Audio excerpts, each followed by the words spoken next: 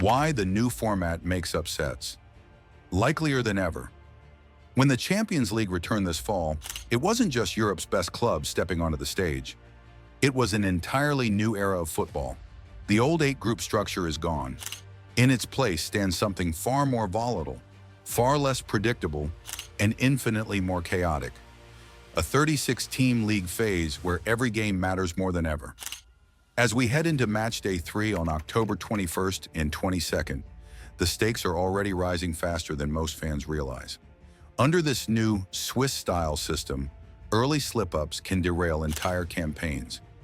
And that's exactly why this week could deliver some of the most shocking results in recent Champions League history. The new format, a revolution in structure. The 2024-25 Champions League is the first season to abandon the traditional group stage in favor of a single 36-team league phase. For decades, fans could predict which clubs would breeze through their groups. Powerhouses like Real Madrid, Bayern Munich, or Manchester City often had at least one easy opponent to rack up points against. Now, every fixture is a wild card. Here's how it works. After 8 matches, the top 8 teams in the overall table advance directly to the round of 16. Teams ranked 9th through 24th must battle through a knockout playoff round, which adds 2 extra high-stakes matches in February. This means that by Matchday 3, every club, even the biggest names, is already doing math in the background. How many points will it take to make the top 8? How many wins can they afford to drop? Why upsets are suddenly more common. 1. Uneven schedules equals uneven stress. Unlike the old group stage, every team now faces a different set of opponents. One team might draw Real Madrid, Bayern Munich, and Arsenal early, while another faces easier mid-tier opposition.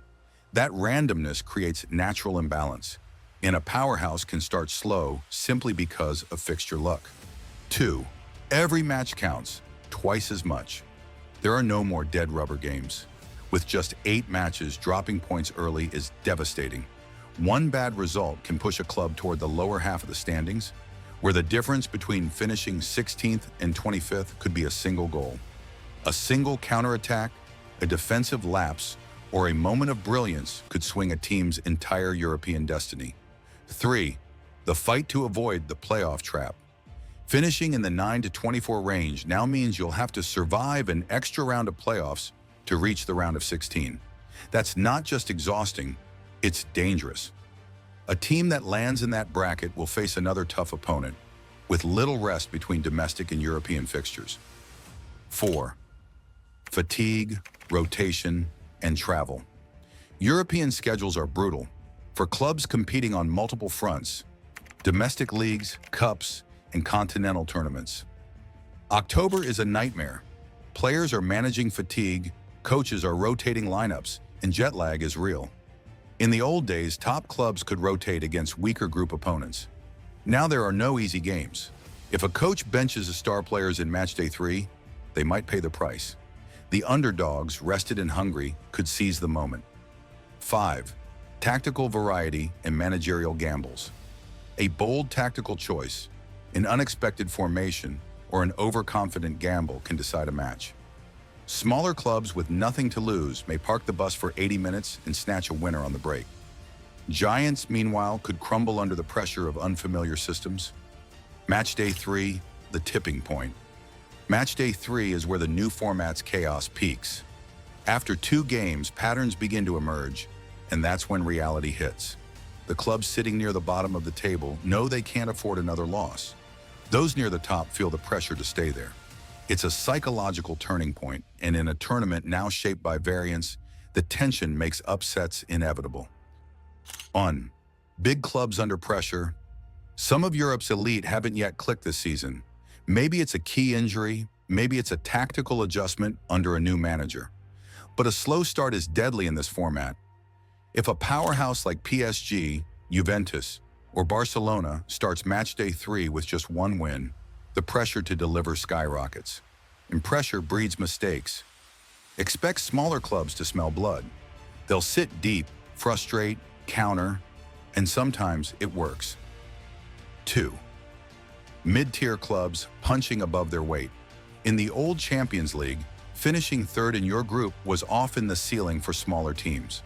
Now with a single table structure, a run of 3 early wins can catapult them into elite company. Clubs like Sporting CP, Napoli, or Real Sociedad could turn consistency into credibility, and once momentum builds, confidence becomes the great equalizer. 3. Late goals and fine margins. The new tiebreaker system doesn't rely on head-to-head results. It's total points, then goal difference. That means scoring late goals, even in a losing effort, could decide future qualification. Expect more open matches late in the game, as teams chase goal margins that could save them later. 4. Rising stars on display. When pressure mounts, individuals define matches. Rising talents, think young midfield engines, fearless wingers, or creative fullbacks, could make headlines this week. Scouts and fans alike are watching closely. In the chaos of the new system, one player's brilliance can tilt an entire campaign. The tactical reality. Information is king. One of the least discussed effects of the new format is how it changes preparation. Clubs have fewer direct encounters with their opponents, meaning less film, less familiarity, and less predictability. In the information age of football, data analysis is everything. But even the best analysts can't account for chemistry, weather, or emotion. How the new format rewards depth. Injuries or fatigue can derail smaller squads fast. On the flip side, clubs with elite sports science and bench depth, like Manchester City or Real Madrid, can maintain intensity across all competitions. That's why Matchday 3 is a true stress test. Who can handle the grind, not just the glamour? A tournament without safety nets. Perhaps the most brutal twist of the new format is what happens to those who finish below 24th. They're done. No Europa League parachute, no second-tier redemption arc. What to expect after Matchday 3? Once the dust settles, the table will start to split. The top 8 contenders, the playoff-bound chasers, and the desperate. By late October, analysts will already be projecting who's on track for early qualification and who's facing elimination danger. Clubs with 6 or 7 points after 3 games can start to breathe. Those with 1 or 0 are staring into the abyss. The psychological factor. Fear and opportunity. Football isn't just tactics and talent, it's psychology. The new Champions League format has changed how teams feel during the season. In the old days, a poor start in the group stage could be fixed. You'd win the return leg and balance things out. Now there's no return leg, no redemption arc. The bigger picture, a new football ecosystem. UEFA designed this format to maximize excitement, and in that sense, it's working. Every match day now feels like a mini final.